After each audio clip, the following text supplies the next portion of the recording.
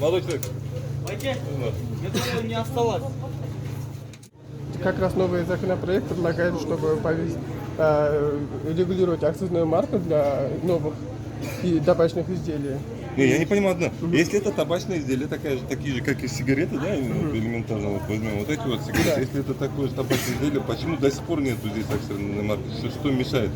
Потому вот самые вот производители, они не как бы вот продажу тоже, они вот обходят как раз вот законопроект, что они говорят, что это как раз заменители табака и вот это обходят вот законы. Поэтому мы предлагаем новый законопроект, чтобы вот и было жесткие меры про это. И чтобы там были для всех электронных сигарет были еще там акцизные марки добавить.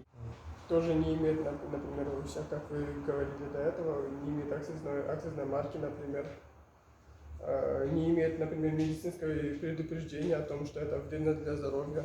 Как минимум. Как минимум, как да, максимум. потому что это, как минимум, это должно быть вот в двух языках, вот, официальных государственных языках, потому что о вреде здоровья, да? Ну, по сути, да, это вредно, да? По сути, для здоровья это вредно.